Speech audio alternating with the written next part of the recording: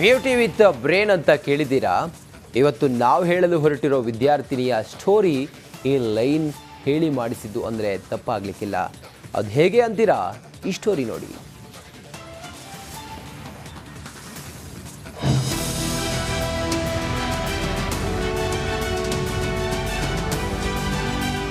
ನೋಡೋಕೆ ಚಂದುಳ್ಳಿ ಚಲುವೆ, ಪ್ರತಿಭಾವಂತೆ, ಜಾಣೆ, ಈ ಮಿಕ್ಸ್ಚರ್ ಆಫ್ ಬ್ಯೂಟಿ ಇಂಟೆಲಿಜೆಂಟ್ ಕೈಯಲ್ಲಿ 16 ಚಿನ್ನದ ಪದಕಗಳು. ಎಸ್ ವೀಕ್ಷಕರೇ, ಬಾಗಲಕೋಟೆ ತೋಟಗಾರಿಕೆ ವಿಶ್ವವಿದ್ಯಾಲಯದಲ್ಲಿ ಘಟಿಕೋತ್ಸವ ಕಾರ್ಯಕ್ರಮ ಅದ್ದೂರಿಯಾಗಿ ನಡೆಯಿತು. ಕಾರ್ಯಕ್ರಮದಲ್ಲಿ ಸ್ನಾತಕ, ಸ್ನಾತಕೋತ್ತರ, PhD ಪದವಿ ಪಡೆದವರಿಗೆ ಪದಕ ಮತ್ತು ಪ್ರಮಾಣ ಪತ್ರ ವಿತರಿಸಲಾಯಿತು.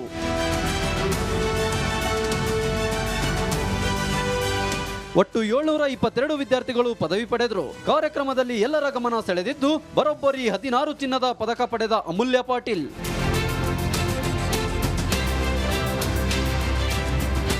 ಅಮೂಲ್ಯ ಪಾಟೀಲ್ ತೋಟಗಾರಿಕೆ BScಯಲ್ಲಿ 93.50 ಅಂಕ ಪಡೆದಿದ್ದಾರೆ. ಒಟ್ಟು 16 ಚಿನ್ನದ ಪದಕ ಪಡೆದು ಎಲ್ಲರ ಗಮನ ಸೆಳೆದಿದ್ದಾರೆ. ತೋಟಗಾರಿಕೆ ಸಚಿವ SS ಮಲ್ಲಿಕಾರ್ಜುನರಿಂದ ಪದಕ ಪಡೆದ ಅಮೂಲ್ಯ ಮುಂದೆ UPSC ಪಾಸ್ ಮಾಡಿ ದೊಡ್ಡ ಅಧಿಕಾರಿಯಾಗುವ ಇಚ್ಛೆ ವ್ಯಕ್ತಪಡಿಸಿದ್ರು. ಸೊ ಇವತ್ತು ನನಗೆ ತುಂಬ ಖುಷಿ ಆಗ್ತಿದೆ. It's like dream come true moment. First ಇಯರಲ್ಲಿ ಬಂದಾಗೆ ನಮ್ಮ ಪಪ್ಪ ಹೇಳ್ತಿದ್ರು ದಟ್ ಗೋಲ್ಡ್ ಮೆಡಲ್ಸ್ ಇರುತ್ತೆ ನೋಡು, 16 ಗೋಲ್ಡ್ ಮೆಡಲ್ಸ್ ಓವರ್ ಆಲ್ ಆಗಲಿ. ಸೊ ಐ ವಾಸ್ ಆಲ್ವೇಸ್ ಇದು ನನಗೆ ತುಂಬ ಬೇಕಾಗಿತ್ತು. ಸೊ ಇದ್ರ ಸಲುವಾಗಿ I always worked hard and my parents both of them are very hard working. ಇಬ್ಬರು they have really worked hard to provide me and my sister a better life ಅಂತ ಹೇಳ್ಬೋದು. ಒಂದಲ್ಲ ಎರಡಲ್ಲ, ಬರೋಬ್ಬರಿ 16 ಚಿನ್ನದ ಪದಕ ಪಡೆದು ಅಮೂಲ್ಯ ಬೇರೆ ವಿದ್ಯಾರ್ಥಿಗಳಿಗೂ ಸ್ಫೂರ್ತಿಯಾಗಿದ್ದಾರೆ. ಮಾಂತೇಶ್ ಜೊತೆ ಸಿದ್ದು ದುತ್ತರಗಾವಿ, ರಿಪಬ್ಲಿಕ್ ಕನ್ನಡ, ಬಾಗಲಕೋಟೆ.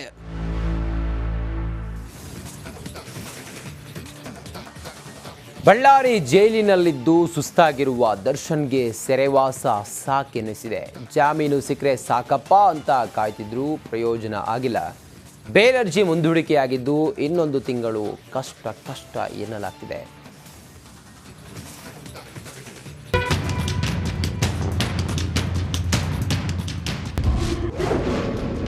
ಡಿ ಗ್ಯಾಂಗ್ಗೆ ಇನ್ನೊಂದು ತಿಂಗಳು ಕಷ್ಟ. ಸುಬ್ಬಿಗೆ ಜಾಮೀನು ಸಿಗೋದು ಡೌಟ್. ಬಳ್ಳಾರಿ ಜೈಲಿನಲ್ಲಿ ದರ್ಶನ್, ಪರಪ್ಪನ ಅಗ್ರಹಾರದಲ್ಲಿ ಪವಿತ್ರ ಗೌಡ. ಕೊಲೆ ಕೇಸ್ನಲ್ಲಿ ಇಬ್ಬರಿಗೂ ಜಾಮೀನು ಸಿಗದೆ ವಿಲ ಒದ್ದಾಡುತ್ತಿದ್ದಾರೆ. ಬೇಲ್ ಯಾವಾಗ ಸಿಗುತ್ತಪ್ಪ ಅಂತ ದೇವರಿಗೆ ಕೈ ಮುಗಿಯುತ್ತಿದ್ದಾರೆ. ಆದ್ರೂ ಯಾವ ದೇವರು ಕಣ್ತೆರೆದಿಲ್ಲ ಅನ್ಸುತ್ತೆ. ಬೇಲ್ ಸಿಕ್ಕೇ ಸಿಗುತ್ತೆ ಅಂತ ಭಾರಿ ನಿರೀಕ್ಷೆಯಲ್ಲಿದ್ದ ಸುಬ್ಬಿಗೆ ಭಾರಿ ನಿರಾಸೆಯಾಗಿದೆ.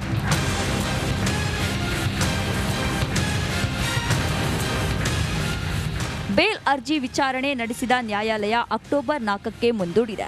ಆದರೆ ಅಕ್ಟೋಬರ್ 4ಕ್ಕೆ ಅರ್ಜಿ ವಿಚಾರಣೆ ನಡೆಸಿದ್ರು ದರ್ಶನ್ ಹಾಗೂ ಪವಿತ್ರ ಗೌಡಗೆ ಜಾಮೀನು ಸಿಗೋದು ಡೌಟ್ ಎನ್ನಲಾಗ್ತಿದೆ. ಎಷ್ಟೇ ತಿಪ್ಪರ್ಲಾಗ ಹಾಕಿದ್ರು ಡೆವಿಲ್ ಗ್ಯಾಂಗ್ಗೆ ಈ ತಿಂಗಳು ಬೇಲ್ ಸಿಗೋದು ಡೌಟ್ ಎನ್ನಲಾಗ್ತಿದೆ.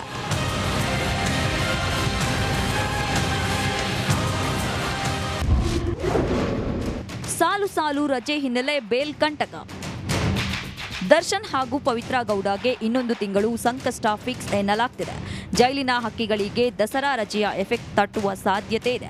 ದಸರಾ ರಜೆ ಇರುವುದರಿಂದ ಕೋರ್ಟ್ನಲ್ಲಿ ಬೇಲ್ ಅರ್ಜಿ ವಿಚಾರಣೆ ನಡೆಯುವುದು ಡೌಟ್ ಎನ್ನಲಾಗ್ತಿದೆ. ಹೀಗಾಗಿ ಇನ್ನೊಂದು ತಿಂಗಳು ಡೆವಿಲ್ ಗ್ಯಾಂಗ್ಗೆ ರಿಲೀಫ್ ಸಿಗೋದು ಪಕ್ಕಾ ಡೌಟ್ ಎನ್ನಲಾಗ್ತಿದೆ. ನಾಗರಾಜ್, ರಿಪಬ್ಲಿಕ್ ಕನ್ನಡ, ಬೆಂಗಳೂರು.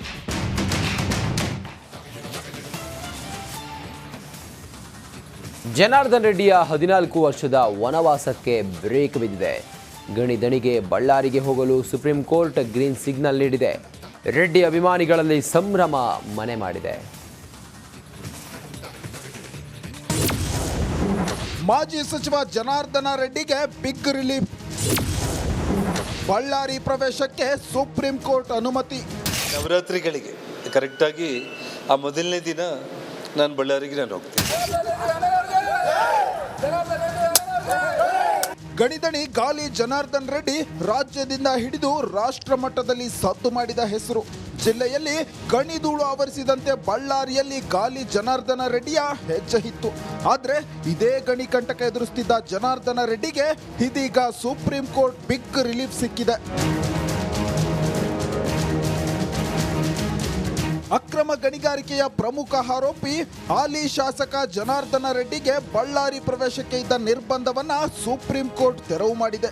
ಯಾವುದೇ ಪೂರ್ವಾನುಮತಿ ಇಲ್ಲದೆ ಬಳ್ಳಾರಿ ಪ್ರವೇಶಕ್ಕೆ ಗ್ರೀನ್ ಸಿಗ್ನಲ್ ಕೊಟ್ಟಿದೆ. ರೆಡ್ಡಿಗೆ ನಿಷೇಧ ಹೇರಿದ್ದು ಯಾಕೆ?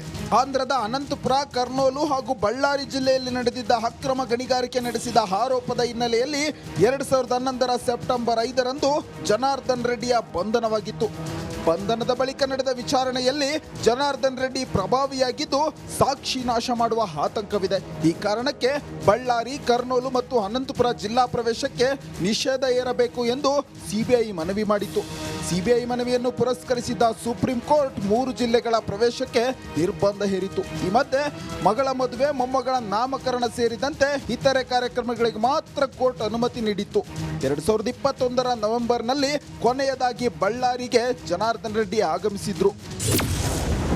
ಬಳ್ಳಾರಿಯಲ್ಲಿ ರೆಡ್ಡಿ ಅಭಿಮಾನಿಗಳಲ್ಲಿ ಸಂಭ್ರಮ. ಗಣಿದಣಿ ಬಳ್ಳಾರಿ ಪ್ರವೇಶಕ್ಕೆ ಸುಪ್ರೀಂ ಗ್ರೀನ್ ಸಿಗ್ನಲ್ ಸಿಗುತ್ತಿದ್ದಂತೆ ಅಭಿಮಾನಿಗಳು ಪಟಾಕಿ ಸಿಡಿಸಿ ಸಂಭ್ರಮಿಸಿದ್ದಾರೆ. ಈ ಮೂಲಕ ಬಳ್ಳಾರಿಯಲ್ಲಿ ಸೋತು ಸುಣ್ಣವಾಗಿದ್ದ ಬಿಜೆಪಿಗೆ ಬೂಸ್ಟರ್ ಸಿಕ್ಕಂತಾಗಿದೆ.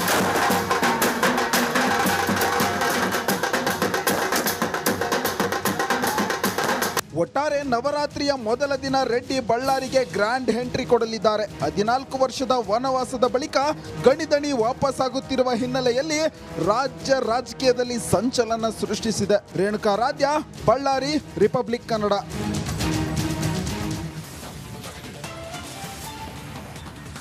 ಅವರೆಲ್ಲ ವಿದೇಶದವರು. ಬೆಂಗಳೂರಿಗೆ ಬಂದು ಹಿಂದೂಗಳ ಹೆಸರಲ್ಲಿ ID ಕಾರ್ಡ್ಗಳನ್ನು ಮಾಡಿಕೊಂಡು ವಾಸ ಇದ್ರು. ಆದರೆ ಅವರ ಮನೆಯಲ್ಲಿದ್ದ ಮುಸ್ಲಿಂ ಬರಹದ ಪುಸ್ತಕ, ಫೋಟೋ ನೋಡಿ ಕಾಕಿಗೆ ಶಾಕ್ ಆಗಿತ್ತು.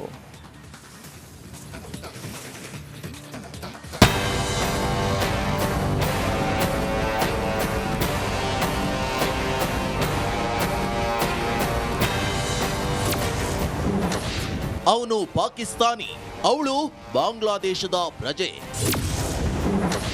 ಜೊತೆಗಿದ್ದ 2 ಶಂಕಿತರು ಪರದೇಶಿಗಳು. ಎಲ್ಲರೂ ಮುಸ್ಲಿಮರು, ಐಡಿಯಲ್ಲಿ ಹಿಂದೂಗಳು. ರಾಜ್ಯ ರಾಜಧಾನಿ, IT ಸಿಟಿ, ಉದ್ಯಾನ ನಗರಿ ಅಂತ ಕರೆಯುವ ಬೆಂಗಳೂರಲ್ಲಿ ವಿದೇಶಿಗರ ಹಾವಳಿ ಜೋರಾಗಿದೆ.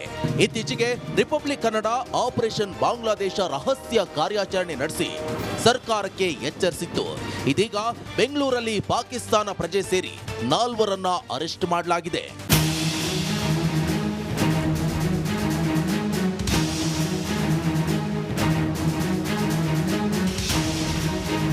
ಬೆಂಗಳೂರು ಹೊರವಲಯದ ಜಿಗಣಿಯ ರಾಜಾಪುರದಲ್ಲಿ 4ರನ್ನ ಬಂಧಿಸಲಾಗಿದೆ. ಖಾಸಗಿ ಲೇಔಟ್ನ ಮನೆಯಲ್ಲಿ 6 ವರ್ಷದಿಂದ ಪಾಕಿಸ್ತಾನ ಮೂಲದ ಕುಟುಂಬವೊಂದು ಹಿಂದೂಗಳ ಹೆಸರಿನ ದಾಖಲೆಗಳನ್ನ ಇಟ್ಕೊಂಡು ವಾಸ ಮಾಡ್ತಿತ್ತು.